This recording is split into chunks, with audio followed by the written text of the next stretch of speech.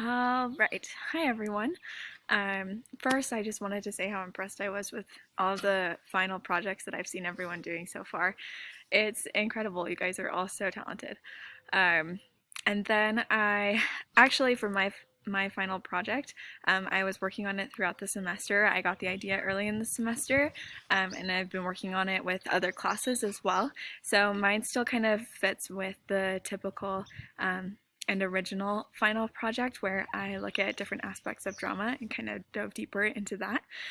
So it's still something I'm really passionate about, and I've had experiences with, and I'm excited to share with you what I've learned. And so, yeah, here we go. Before I started, I wanted to share some experiences I've had with teaching that kind of fit in with my passion project. So for 3 or 4 summers in a row, I have taught swimming lessons, and then in high school, I would teach private swim lessons throughout the school year as well.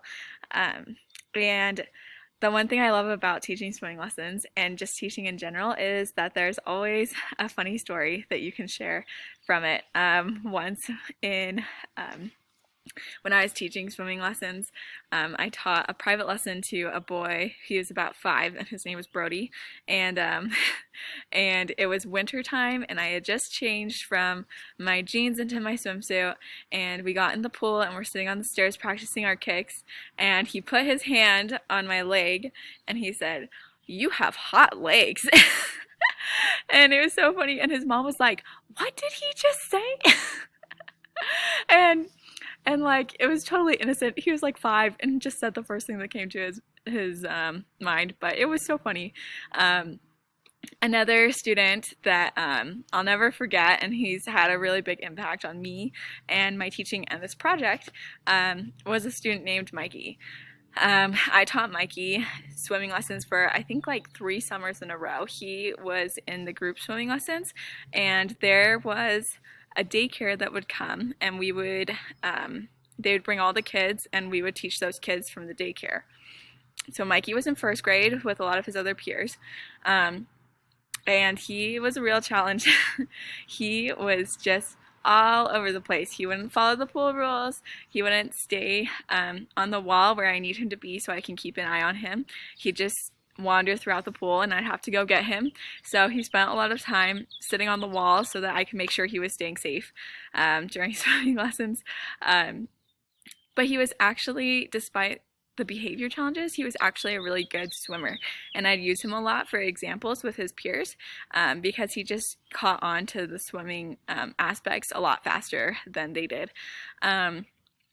But I still had a lot of challenges with him, and I hate to admit it, but there were some days when the class would come in, and I would have my fingers crossed that he didn't come because he required a lot of patience. But I really did try and give him the benefit of the doubt, and to give him a fresh start every time, because I wanted him to have a positive experience. And I noticed that a lot of his peers didn't enjoy him being in their class because he was so disruptive, and I felt really bad for him because it seemed like he couldn't really control what was going on. And I don't want any of my students to feel left out or mean or have negative experiences with swimming.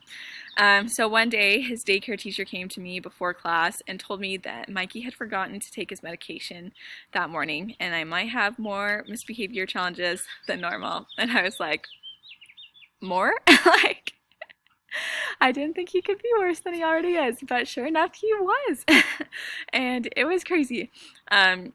But I really tried to work with him and be understanding because I understood that it wasn't his fault, that these were beyond his control, and that because he didn't have his medication, that was really the problem, not that Mikey was trying to be super mean or disruptive or disrespectful.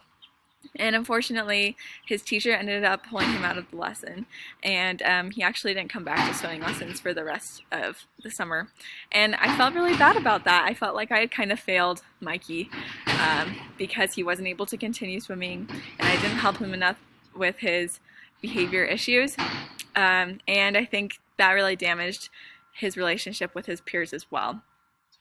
And so I've always thought about that experience because I know I'm going to have lots of students with similar behaviors. And so when we were doing our reading for Breaking the Learning Barrier, I actually, something caught my interest, and this is what sparked my final passion project, so I wanted to read it to you. It says, the symptoms of ADHD contain many of the same common descriptors that are classically used to describe dramatic learners. Sadly, these traits become more pronounced when these individuals are forced to spend the majority of their daylight hours in a highly non-dramatic environment.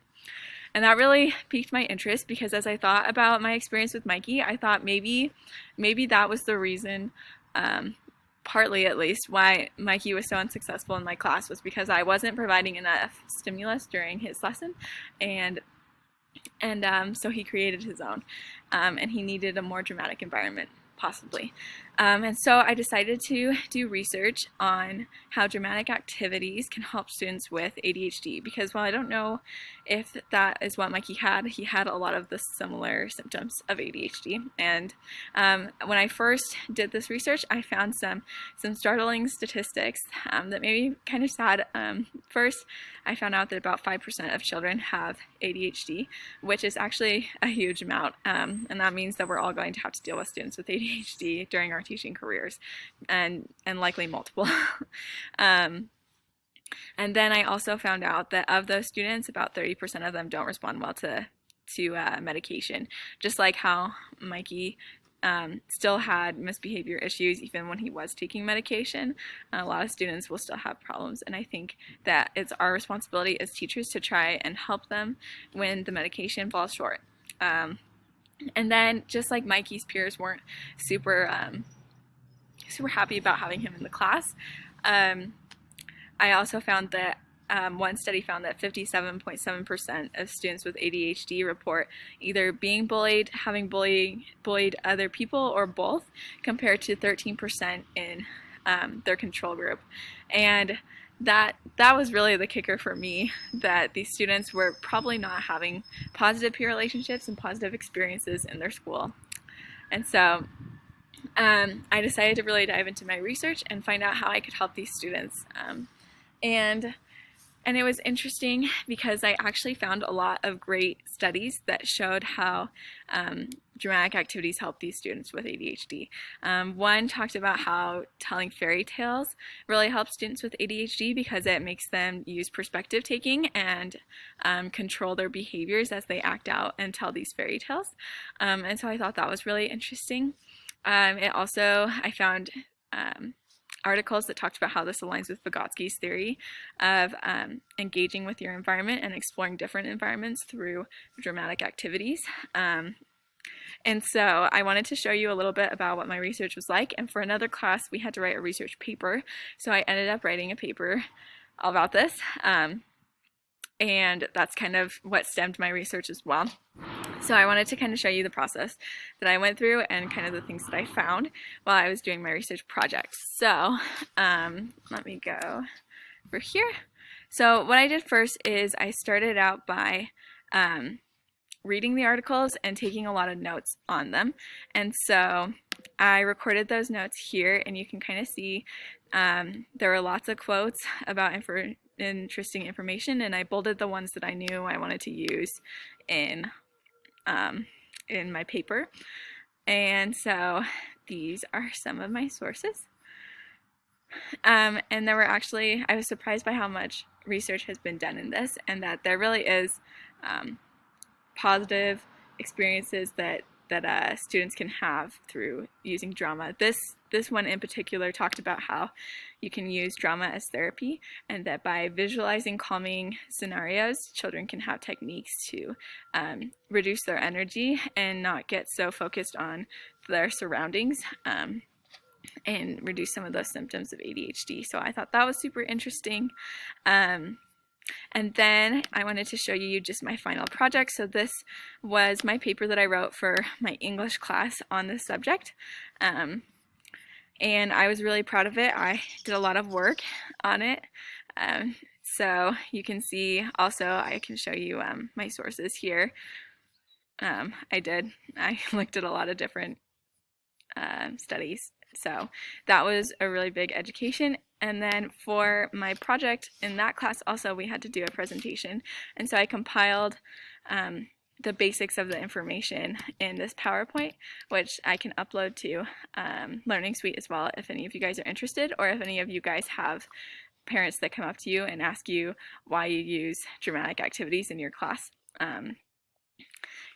It's really great, and there are a lot of research-backed reasons why. And then with my lesson plan, I used that.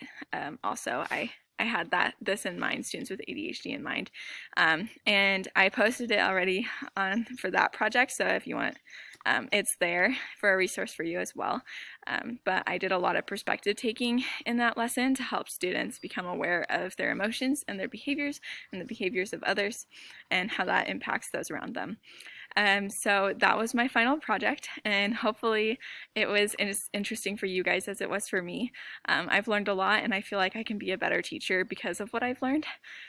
So yeah, thanks for listening. Good luck with the rest of the semester, you guys. We're almost done, and I've really missed you guys, and stay safe and healthy. Thanks, bye.